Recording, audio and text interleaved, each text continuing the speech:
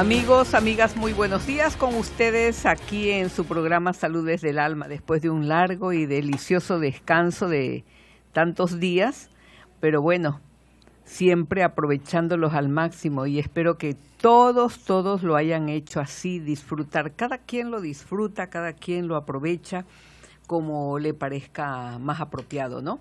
Así es que espero que todos estemos con más ánimo, con más entusiasmo y con más energía para iniciar este trabajo bellísimo. Buenos días a todos, Gonzalo, Carlos y todos los amigos que nos escuchan. Vamos a iniciar este programa hoy día con el mantra de la unidad. Me parece uno de los mantras más apropiados que deberíamos repetirlo con frecuencia debido a que generalmente seguimos considerándonos todos individuos totalmente independientes y no es así. Estamos en un mar de energía que nos envuelve y nos penetra a todos y lo que sucede a uno repercute intensamente en el otro, de modo que estamos siempre unidos. Sí, este mantra debería hacerlo hasta a diario, ¿no? Para que ya esa vibración, como tú dices, energía ya sea parte de nosotros, ya se cristalice, ya se realice en nosotros. Buenos días a todos, no había saludado, ¿cómo estás, Eufemia? Carlos. Bien, que vayamos entendiendo todos que somos uno, ¿no? Que entendamos y que lo vivamos, porque una cosa es leer, entender, comprender y otra muy diferente, vivir esa unidad. Entonces dice así el mantra de la unidad. Los hijos de los hombres son uno y yo soy uno con ellos. Trato de amar y no odiar. Trato de servir y no exigir servicio. Trato de curar y no herir. Que el dolor traiga la debida recompensa de luz y amor. Que el alma controle la forma externa, controle la vida y todos los acontecimientos y traiga a la luz el amor que subyace en todo cuanto ocurre en esta época, que venga la visión y la percepción internas, que el porvenir quede revelado, que la unión interna sea demostrada, que cesen las divisiones externas, que prevalezca el amor y que todos los hombres amen. Así sea. Así sea. Esperemos esto cada vez con más seguridad, con más confianza, si cada uno de nosotros hacemos lo que nos corresponde, no herir, no hacer daño a nadie, tratar de que el alma sea quien controle nuestras vidas y no nuestros instintos. Bien. ¿Qué te parece, Gonzalo? Continuamos con esta parte que hemos estado revisando últimamente acerca del miedo. El miedo que tenemos y que hay que renunciar a esos miedos, ¿no? Porque los miedos siempre nos detienen, siempre nos impiden avanzar. Y entonces conviene que pongamos atención para irnos liberando del miedo cada vez con más seguridad, con más confianza, sabiendo que el poder está en cada uno de nosotros. Sí, mira, tengo yo aquí algo muy bonito de Octavio Paz en mis manos. Y dice así: las masas humanas más peligrosas son aquellas en cuyas venas ha sido inyectado el veneno del miedo. Es el miedo al cambio y el miedo a toda la estructura de la vida. Octavio Paz.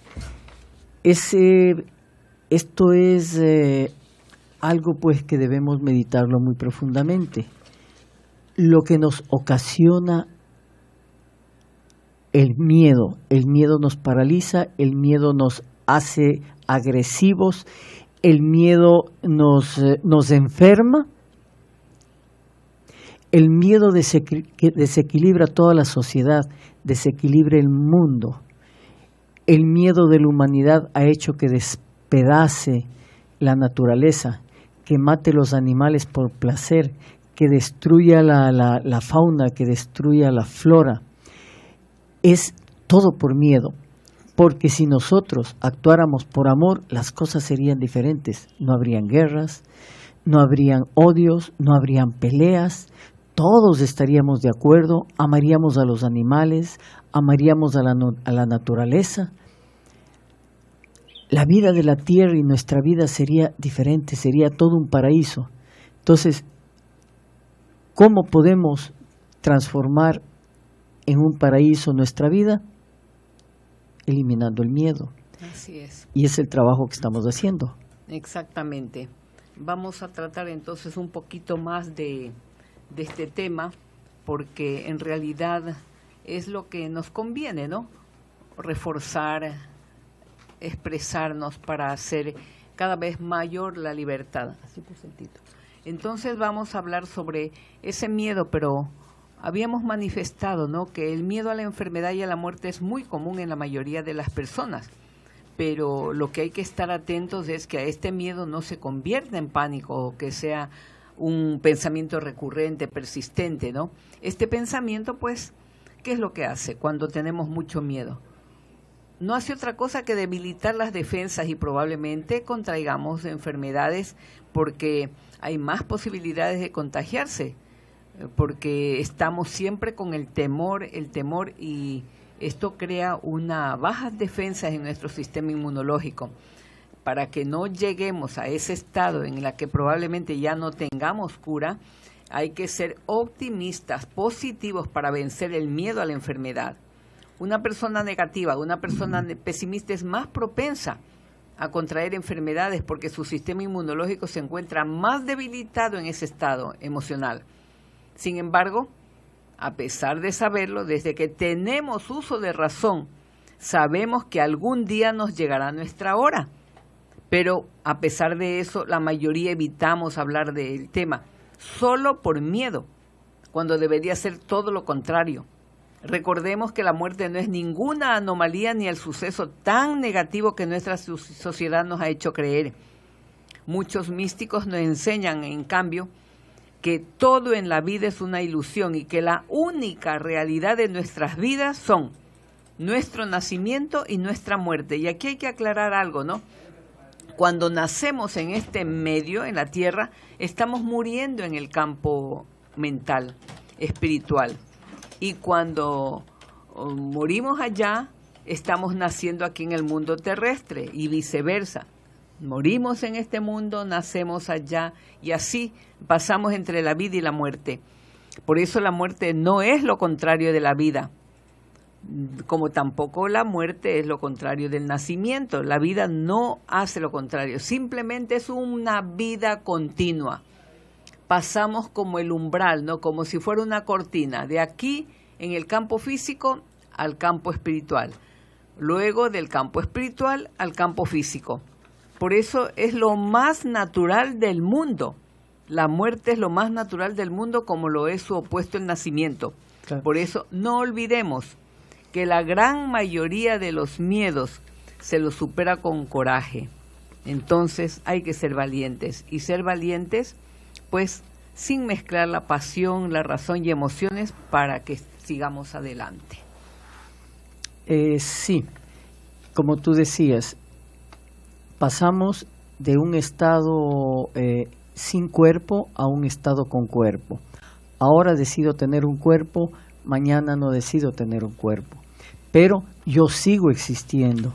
Yo como ser de luz estoy aquí y estaré siempre. Estaré hoy día como Gonzalo, mañana estaré con otro nombre, haciendo otra cosa. O tal vez haciendo lo mismo porque me faltó completar algunas cositas que quedaron pendientes. En fin, esa es nuestra existencia, ese es el proceso natural que tenemos.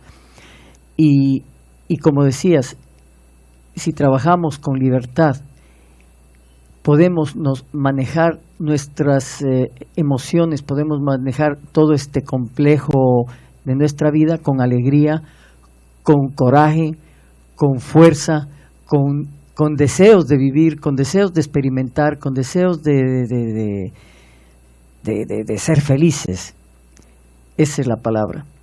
Y liberarnos de los miedos, porque el miedo nos paraliza por completo. Así es, pero hagamos un corte, Gonzalo. Tenemos que hacer una pequeña pausa. Estaremos nuevamente con ustedes después de unos instantes. Continuamos, amigos, con nuestro programa Salud desde el Alma, comentando aquí, conversando más acerca de lo que nos trae, lo que nos rodea, lo que nos mueve cuando el miedo a la muerte, el miedo a la enfermedad se incrementan muchísimo más. Y es penoso cuando la persona está constantemente preocupada y con miedo de volverse loco o de enfermar.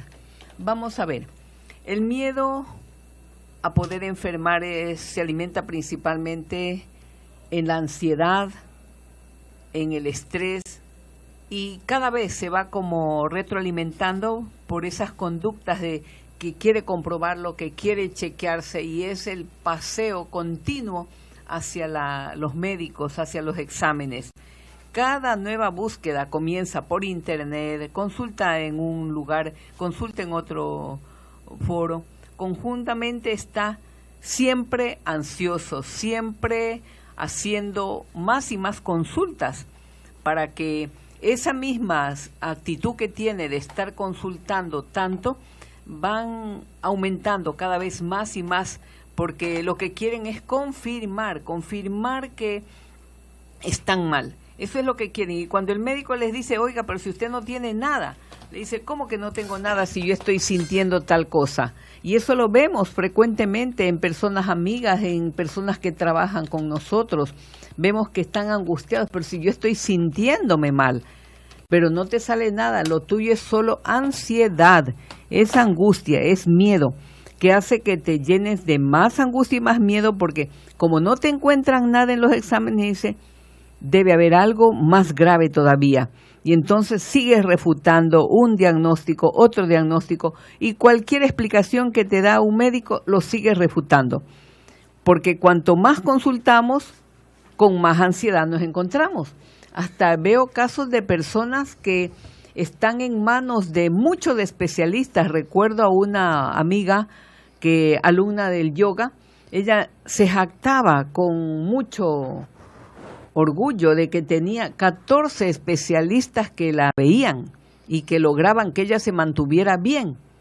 Entonces le digo, pero eso no es nada bueno, porque no se consigue uno que le ayude en la parte psicológica y usted evite estar tomando tantos medicamentos. Tenía una lista inmensa de medicamentos que debía tener anotado la hora exacta en que tomaba, eran como 20 medicamentos. Y luego saben cambiar también los médicos. Llega un rato que ya no le place un médico y le cambian a otro.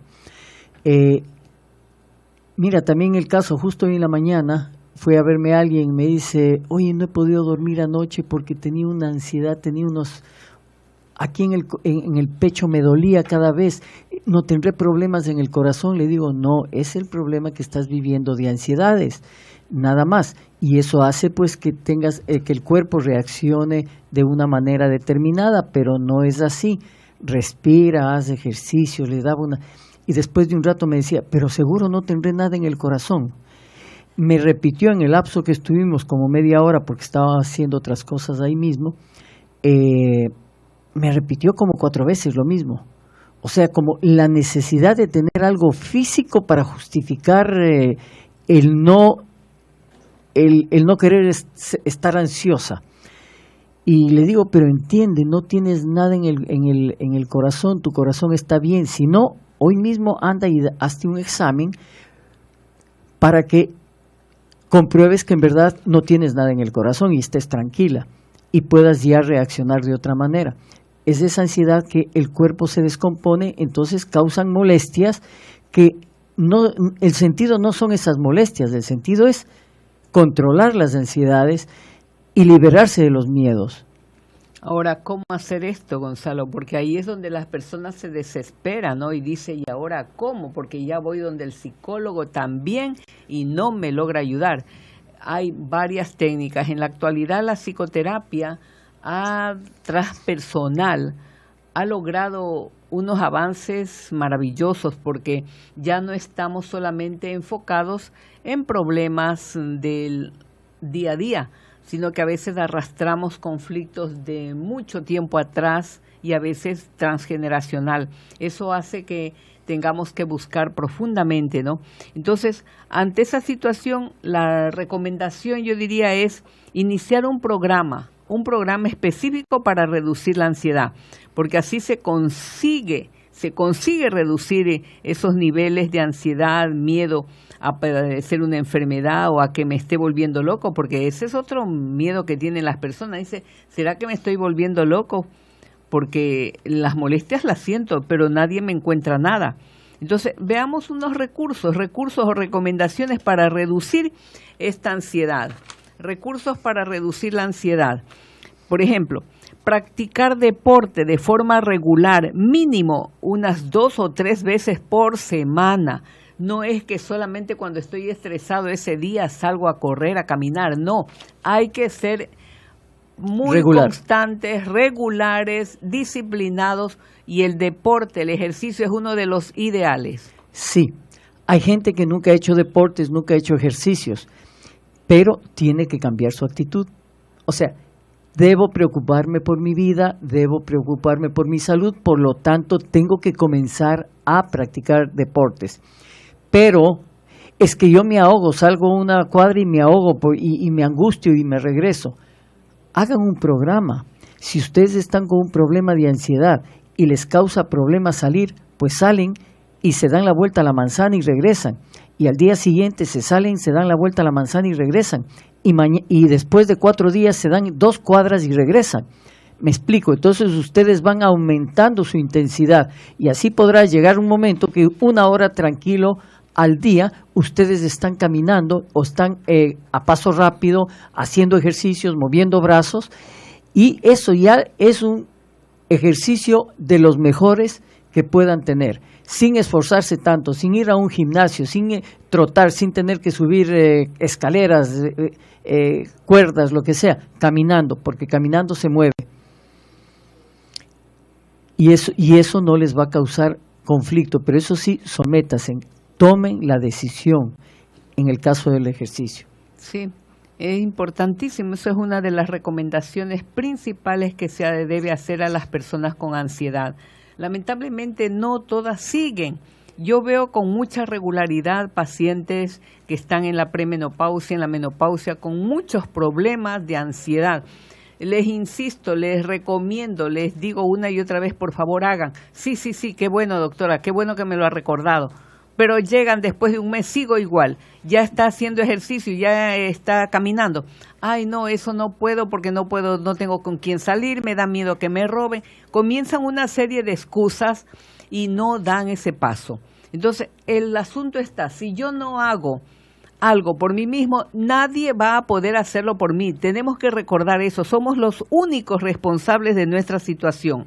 Otra forma importantísima es tomar clases de yoga, tomar clases de tai chi, de qigong, de pilates, salir a hacer alguna práctica. Está comprobado que la yoga, el tai chi, el qigong, pilates, ayuda muchísimo a las personas a aprender a concentrarse, a tomar conciencia de su cuerpo, a relajarse. Al menos en el yoga es maravilloso. Lo digo porque tenemos muchísimos años de experiencia en esto y vemos cómo la gente encuentra satisfacción, tranquilidad cuando han practicado. Se ven los cambios reales, muchísimo cambio, porque se les va haciendo entender muchos aspectos de la vida, no solamente aprender a relajarse, sino aprender a ver la vida desde otro ángulo más positivo. Sí, es que el yoga es completo, es holístico, es integral.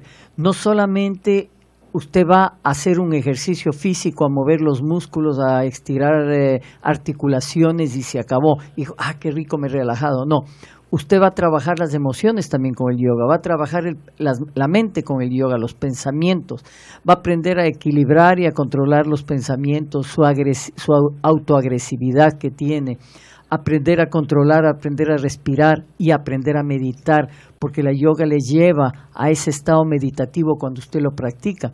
O sea, es completo. Y las personas que lo practican sí se quedan enganchados toda la vida con la yoga. Y lo hacen después siempre, y cuando no están con el grupo, que es bueno hacer con grupo, también lo hacen solo en su casa. y van a veces a la playa y se ponen a hacer un par de posturas de yoga mientras están frente al mar, o van al campo, o están a veces en una conversación, están ahí tranquilitos, están respirando, están en un estado meditativo, haciendo yoga. A veces está en una reunión donde no le interesa la conversación, pues un instante se pone en ese estado.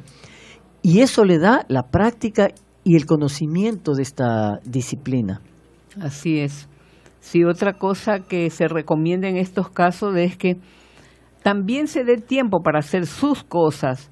Alguna cosa sencilla como es leer, algún libro interesante, algún videojuego, salir de compras, darse un paseo pequeño, reunirse con amistades, aprender música, tocar algún instrumento. Todo eso se puede hacer, es parte del tratamiento para evitar la ansiedad. Pero la persona no, la persona se tiende en la cama o comienza a agitarse y estoy así, me siento mal, en lugar de hacer algo directo. Y trata de ocultar sus ansiedades y sus problemas haciendo lo mismo que hacía antes, angustiándose, tensionándose, haciendo rápidamente las cosas de la casa, en fin, y lo limitado de su vida que tenía.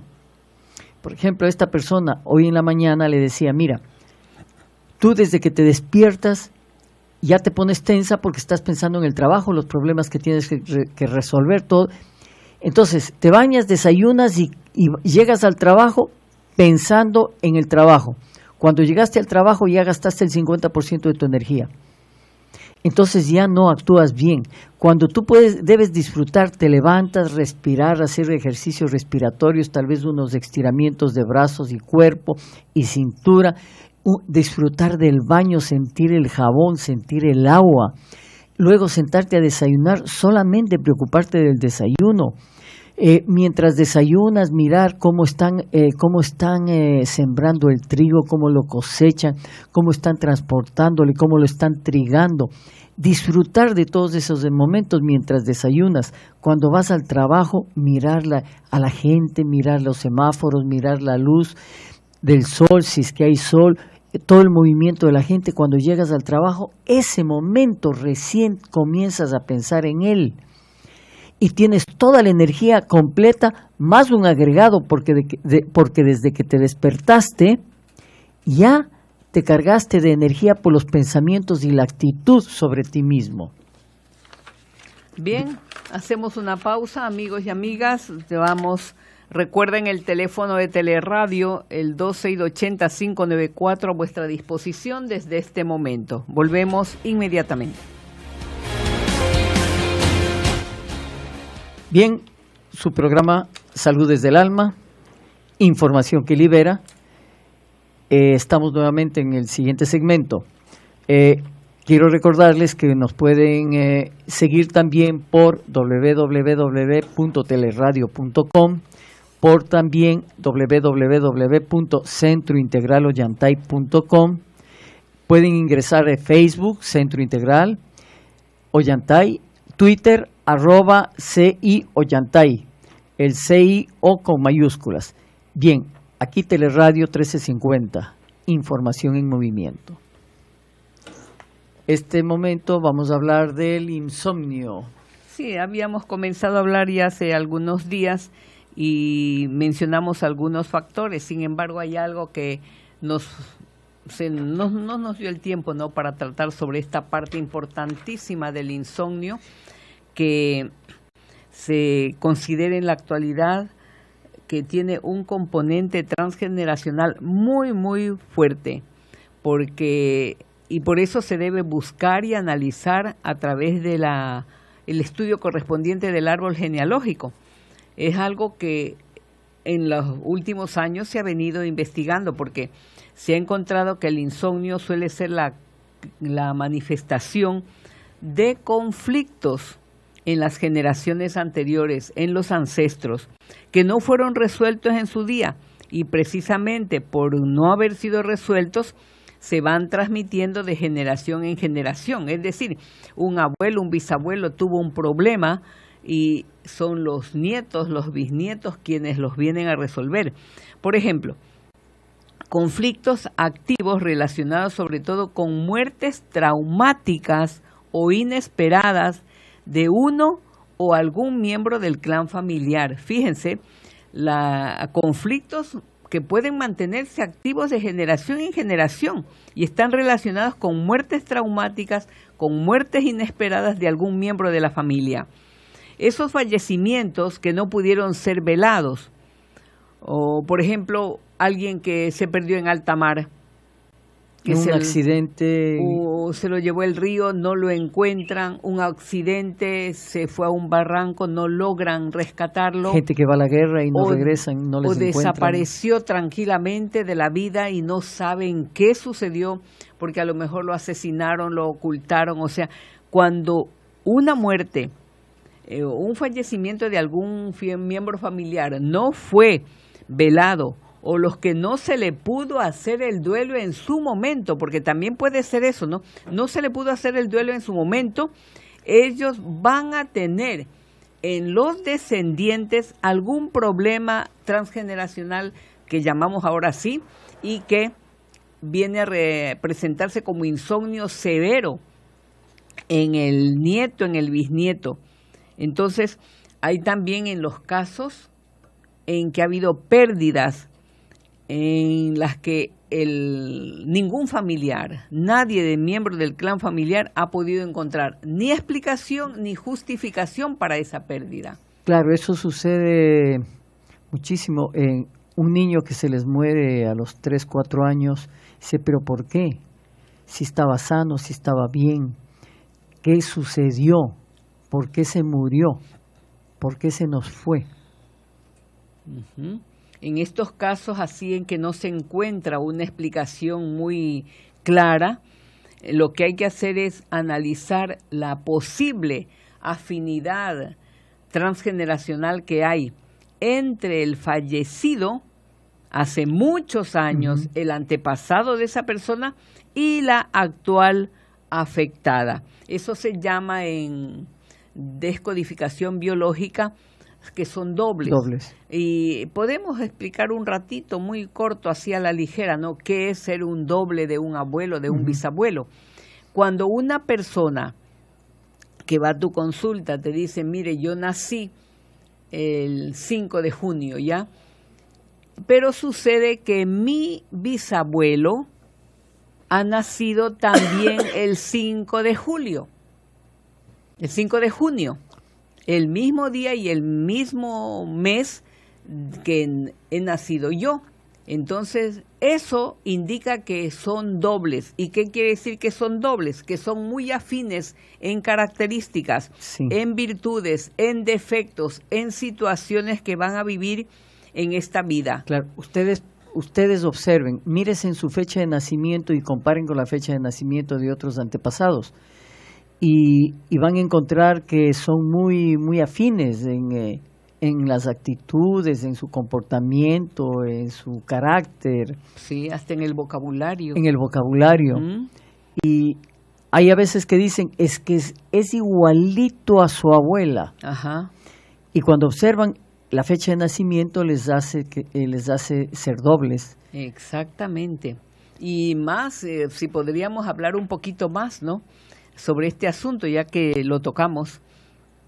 Cuando se le dice heredero universal a algún familiar, es porque por la muerte, ese, ¿no?, heredero, pongámosle Juan, nace un 5 de junio y el abuelo muere un 5 de junio, cuando ya había nacido ese niño. O sea, muere después de que ha nacido. Ese es un heredero universal. ¿Y qué quiere decir eso? Y a veces mueren en el mismo día que está naciendo el niño. Así es. Y entonces, en esos casos, el asunto es más serio todavía. En esos casos, según la biodescodificación, ese niño que ha nacido ya y cuyo abuelo muere precisamente el día del cumpleaños de ese niño, le deja a que trabaje, continúe con a sus que responsabilidades, repare, a que continúe con la responsabilidad que tenía él. Y es fantástico ver cómo el muchacho joven o adulto dice, ¿por qué tengo que hacer esto yo? ¿Por qué lo estoy haciendo si ni siquiera me gusta? ¿Por qué lo estoy haciendo? Exactamente, he visto casos así, que son abogados, son médicos, dice, pero si yo no, esta profesión no es la mía, la estoy haciendo y la hago bien, pero esto no es lo que a mí me agrada, es porque está reparando o está continuando el trabajo que le dejó su antepasado. Pero aquí hay una cosa también, que ¿por qué el insomnio? De lo que estábamos tratando, ¿no? Que la persona afectada, la persona doble, según el árbol genealógico, cuyo antepasado no fue velado, no fue encontrado cuando falleció, tuvo un accidente muy traumático, no se supo de él nada. Según sepelio adecuado no tuvo. El doble mantiene el insomnio y ahí sí cobra sentido, porque es como estar velando continuamente al miembro del clan que desapareció trágicamente, y entonces ese antepasado sigue esperando el duelo por su muerte. Es algo fuerte, ¿no? Que yo hace pocos años no hubiera creído que esto sea real, pero desde que comenzamos a investigar un poquito, a tener conocimiento sobre la biodescodificación y toda esa serie de trabajos que se hace cobró sentido muchas cosas. Claro, para entender por qué suceden tantas cosas, uno comienza a entender. Bien, hacemos nuevamente una pausa, amigos y amigas. Estaremos inmediatamente con ustedes continuando en nuestro programa Salud desde el Alma. Estamos nuevamente con ustedes, amigos y amigas, en su programa Salud desde el Alma. Una llamada tenemos ya. Buenos días, adelante. Buenos días, doctora Guamán. ¿Cómo está, amigo? Buenos días. Mire, doctora, una pregunta en relación a lo que usted está diciendo, ¿no? Ajá. Y es a aquellos seres humanos que vivimos y de un momento a otro, pues, por circunstancias de diversa forma, mueren feamente, unos mueren decapitados, etcétera, etcétera, que son cosas horrorosas la muerte de esa persona. Ajá. Y además se dicen que han sido buenas personas, que han sido calmados y todo. ¿A qué se debe esa suerte de aquellas personas? Bien, gracias, no. doctor. Sí, esta parte también debemos, ¿cómo debemos enfocarlo? Porque dice muertes trágicas y desastrosas, por ejemplo, una muerte decapitado. Miremos la posición del muerto, en cambio. Estaba ahí y después ya no está ahí, porque le sacaron la cabeza y automáticamente el alma se quedó sin cuerpo. ¿Es una muerte trágica para él? O a lo mejor es una muerte más trágica para los que ven, para los parientes, para sus deudos, para todo el mundo. Si bien es cierto, para el que está, el alma que está con ese cuerpo, le quitan rápidamente ese cuerpo, al principio tiene una reacción de ubicación, porque no hizo una planificación para la retirada. Pero de ahí tiene todo un proceso en donde está relacionado con la energía que se queda de este ser humano, pero ya como humano, ya no como alma.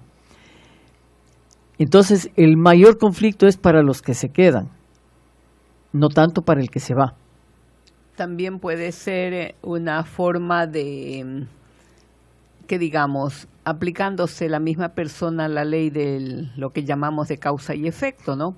Se hablaba antes mucho más que ahora que quien hace un acto fuerte de asesinato a otra persona, por ejemplo, como el caso que ha puesto usted, amigo, de decapitarlo a alguien, en la siguiente las almas se ponen de acuerdo también. Ese es otro factor que tenemos que entender, que hay un plan de vida antes de venir acá a la tierra y que a lo mejor entre parientes, entre almas que se conocían, ya decíamos, bueno, ahora voy a vivir yo esta situación para tener la experiencia aquella. Y se viene con esa perspectiva y con ese plan. Ahora, lo que nosotros no entendemos todavía es que la forma de muerte violenta, trágica, traumática, despedazados, descuartizados o de cualquier forma, para el alma no es tan fuerte. Es, como decía Gonzalo, para quienes observan ese tipo de muerte, porque nosotros creemos que el alma también sufre, pero no es así, el alma se libera inmediatamente. Lo que sucede es que si no creemos en una vida posterior continua, nos aferramos a la vida material, a la vida de nuestro cuerpo físico, no vamos a entender qué es lo que nos está pasando, y a ello se debe que muchas almas se quedan atrapadas en ese cuerpo ya que no sirve para nada, destrozado, mismo, ¿no? Se quedan apegados y sufren mucho tratando de entender qué es lo que pasó. Pero cada vez conocemos más que esto no es así, que aún personas que han muerto en estas condiciones, el alma se retira y dice, pero ¿cómo? Si yo estoy entero y veo mi cuerpo allá despedazado, ¿qué pasa? ¿Por qué me lloran? ¿Por qué me extrañan? Gritan. Si yo estoy bien, porque estamos en nuestro verdadero cuerpo espiritual y estamos observando todo desde allí y sentimos un alivio grande, aún por más trágica que haya sido la muerte. Recordemos que nuestro cuerpo es solamente un vehículo que nos ha prestado la vida para que experimentemos cosas maravillosas, cosas tristes, lo que cada uno de nosotros elija. Se forma un plan, pero somos libres de cumplirlo o desobedecerlo o de no hacer nada. Y sufrir o divertirnos. Somos libres, amigos. Así es que vamos entonces perdiendo un poquito a poquito el temor, ¿no? Por más horrorosa que sea la muerte, aparentemente es la muerte solo del cuerpo físico. El alma se mantiene viva, es eterna. Oye, hablemos de los higos, que estábamos con todas las ganas de hablarlos. Los higos, los beneficios de los higos, sus hojas. No muchas personas deben saber que el higo es un alimento muy saludable, además de rico, ¿no? Sin embargo, no solo su fruta es deliciosa y posee diversas propiedades medicinales, sino que sus hojas también resultan muy valiosas para nuestro organismo. Escuchen, las hojas del higo. He aquí una lista de los principales beneficios, vamos a hablar de esto. Mira, yo me acuerdo desde niño, los cólicos menstruales de las mujeres, decían, no, comienza a tomar unos 3-4 días antes de que te viene el periodo, comienza a tomar aguas de infusión de hojas de higo, y eso te ayuda pues a evitar los cólicos. Y muchas mujeres que tenían ese problema sí lo hacían y les iba muy bien. Claro, esto no ha sido muy difundido, o tal vez entre las personas que tienen mucho cólico sí lo es. Bien, entonces, las hojas del higo contienen altas cantidades de insulina natural, por lo que su consumo reduce la necesidad de inyectarse dicha sustancia. ¿Te imaginas para los diabéticos disminuir la necesidad de la insulina química, ¿no? Porque el higo tiene esta sustancia propicia en sus hojas, de modo que se puede provocar pues una disminución del azúcar en sangre consumiendo la infusión de las hojas del higo. Esto es bueno que sepamos, amigos, porque nos ayuda a tener un remedio natural al alcance sin necesidad de consumir los medicamentos que si bien es cierto nos ayudan, pero que tienen su repercusión colateral. Entonces, si están todo el tiempo tomándose sus infusiones de hojitas de higo, tienen un equilibrio en su insulina, ¿no? Y pueden tener una vida más plena, más satisfactoria, no tensionada de pensar cómo está su azúcar, si le subió, si le bajó, y una vida más feliz, además de disfrutar, porque el sabor de la infusión también debe ser rico, y además comerse de vez en cuando un higo, ¿no? Así es. También para bajar los niveles de triglicéridos. Se puede utilizar también con regularidad el consumo de las hojas de higo, porque se ha observado esto, y la persona que baja pues los niveles de triglicéridos va también a disminuir las posibilidades de tener problemas de infartos, problemas de cardiopatías. Entonces hay que tomar en cuenta esto, amigos, y vamos a seguir hablando porque en realidad es necesario que veamos más profundamente esto. Tenemos una llamada. Buenos días. Aló, buenos días, doctora. Buenos días, doctora Guamán. Buenos días, amiga. Yo quisiera preguntarle, oiga, los higos los venden ya verdes, no maduros. Y uno se lo puede hacer madurar para comer, y para hacer el agua de higo, ¿cómo es que la tiene que hacer una hoja? Porque las hojas son grandes, las hojas del higo. Entonces yo no sé cómo es que le hacen el agua o un pedazo. Pero yo quisiera saber más cómo se puede comer los higos pues maduros. No los traen maduros en la mata, no. ¿Cómo se tendría que hacer madurar si es que se puede? Gracias. Sí, amiga, gracias por su llamada. En verdad los higos se pueden comprar verdes y uno tenerlos madurando un tiempo en casa y consumirlos crudos, se puede. Ahora, hay personas, y de eso a mí me consta, personas que tienen en su casa árbol de higos y los consumen así frescos, dulces, los toman directamente del árbol. Cogerle del árbol cuando ya está maduro es delicioso porque ha podido absorber todos los azúcares, todo el alimento del árbol y son más deliciosos tomados maduros del árbol. Así es, entonces ahora se puede hacer eso. Sin embargo, vamos a tratar esto un poquito más porque es bien extenso sobre el consumo de las hojas de higo para triglicéridos, para el azúcar, para la úlcera, como fibra, para los bronquitis, para la presión arterial. De todo esto vamos a hablar, pero ya por ahora es imposible. Mañana sí, con todo gusto, amigos, o el momento en que podamos lo haremos con muchísimo gusto. Ahora solamente vamos a despedirnos ya, Gonzalo. Hasta mañana, amigos y amigas, que tengan un hermoso día y que Dios los bendiga. Sí, muchas